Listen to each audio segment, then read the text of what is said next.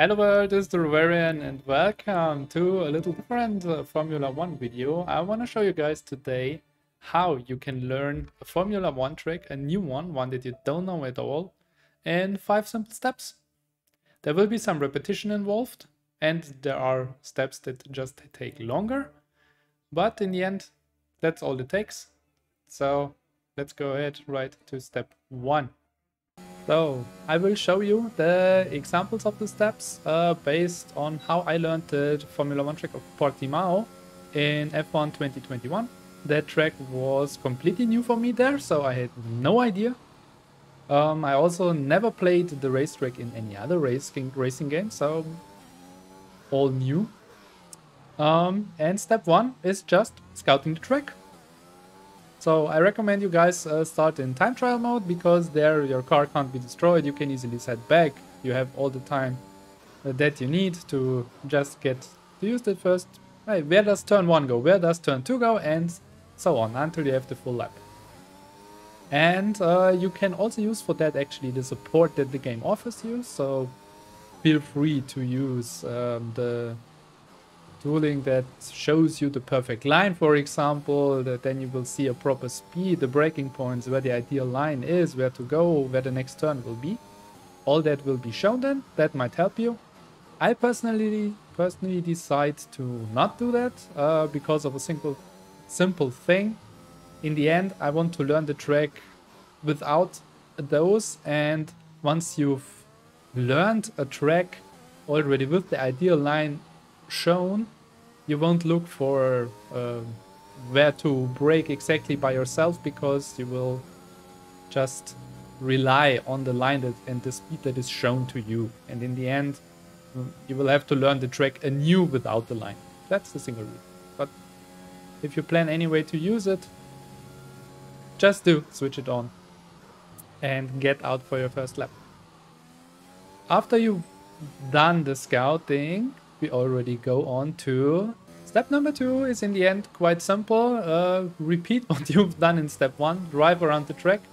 Just lap by lap get more consistent in how you're driving until you feel familiar with the track, that you feel like, yeah, you can drive around the track without getting off it all the time. As you can see in the background, yeah, I mean that's lap 2 still, so still getting off the track quite a lot. But in the end you want to become more consistent and more consistent, feel comfortable, know where the track is going, and then you're already fine to go to step number 3. And in step number 3 we try to find the limits of the track. So once you are fine consistently driving around the track, you want to push it to the limits to make those times quicker and quicker. That means in time trial mode you try to go even more towards the outside, brake a little later, push throttle through a little earlier, which will result in invalidated laps because you are getting out of the track limits, going out of the track onto the gravel because you miss it. You try to find that very limit, even like spin off because you are pushing it too far. All that stuff will happen, as you can also see in the background in the example lab. That's normal part of learning. That's just repeating those steps. Only by learning where the limit is, you can learn to drive slightly below that limit and to improve your time, because the closer you drive to the limit, the faster you will be.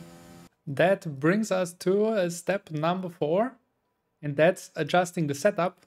That's actually already a completely optional step, because you can be completely fine with a standard setup as long as you don't want to go into esports level, but a specific setup, a personalized setup for the track and for you, can give you that extra confidence, that extra consistency, and also a little bit of extra speed.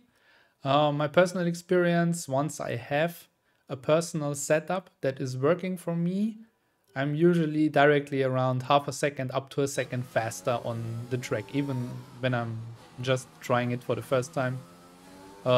Usually the times drop already just because you feel more comfortable. What I tend to do is I just load, also as you've seen in the background now, the setup of arrival of someone that I know. In that case, I took the setup of Jano Otmer and decided to give it a try. How it works for me, to see, okay, how are others driving, and yeah, it results directly in a spin-off, as you can see. Well, okay. New setup, car behaves a little different. That's it. Again, that's part of the story. But I'm drifting off a little. So, setup. You can adjust it. Helps you, as said, or at least for me, it helps in consistency, also in speed. Nevertheless, it's completely optional. Before, all I've been driving was with the balanced setup when I got into the track for the first time. Because then the setup doesn't help me, it only helps me once I know the track and once I have the speed and once I know how to drive. Only then it becomes relevant, and only if you're into that, if you want to spend the time. That's a completely different story, and that's completely up to you. And then we are in the end of time trial mode, actually, because step 5 we will get out of time trial. You can already in time trial mode now the steps 2, 3, and 4. So consistency, consistent driving, finding the limits, and adjusting your setup. Those steps you can repeat and repeat and repeat. I mean, from time to time you will adjust your setup a little more, then you get familiar with your new setup, you drive again consistent around the track with the new setup. What might make a difference actually, because you feel more confident in one turn or you feel less confident even somewhere, but nevertheless it increases your speed. High risk, high reward maybe, like having a more nervous setup but higher speed can be a choice, completely valid. And then you'd adjust the setup again. So you go through these 3 steps as often as you want to until you feel comfortable. And then you go further on to step number 5. Also, after that initial steps, the most important one from my point of view. Before we go to step number 5, here you can see my final lap times in the time trial mode. During the time trial mode now, I think I was driving 28 laps, I think. Yeah, the last one was finally the best one. Then I was confident enough, like, yeah, okay, that's it. That was one clean lap. With basically driving perfectly as far as I can right now. And my best lap time dropped by 10 seconds alone during that session. Step number 5, get into actual racing action. That's the most important step, because racing condition is very different of actual time trial mode. You have tire wear ongoing, you have competitors on the track. Yeah, as you can see in the background, directly bump into it. Track, so. Again, part of the story, part of learning. Don't hesitate to use the flashback feature here. You're still learning the track. So that's all still new. You don't know how your competitors are. Also, you are comparing now the speed that you build up in time trial. Actually, is it working on the difficulty level that you usually are on?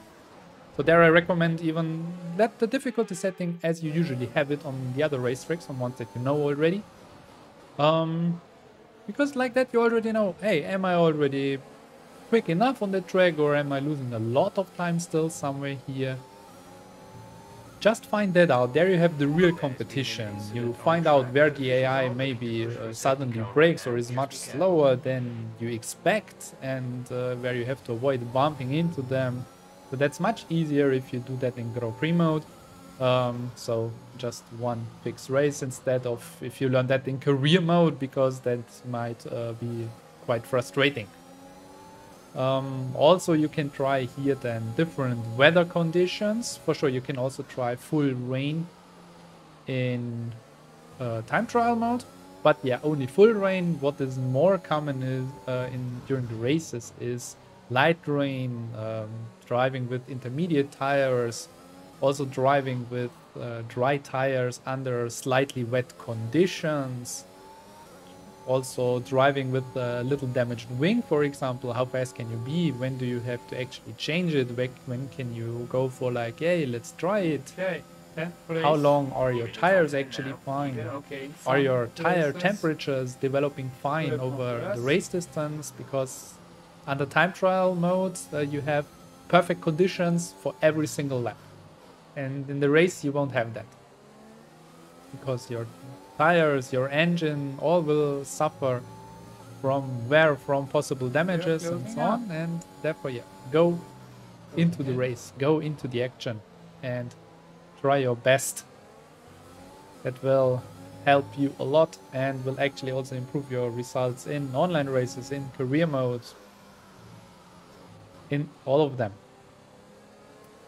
So that's the 5 steps that I wanted to share with you guys. I hope it helps you to know how I usually start there. Let me guys know in the comment section also if you find that style of videos helpful. So far I didn't do that, so let's also try now. So your feedback is very, very welcome. Show you again the 5 steps. So you have them as kind of a summary. And also here now again the steps 2 to 5, even you can just repeat. Also steps 4 and 5, for example, you can just alternate between those two. You adjust your setup a little bit, you drive another race once you are that familiar. That's basically the increase that you have. You can skip more and more the first steps in the end. And that's it, guys. I hope you enjoyed the video, and bye bye.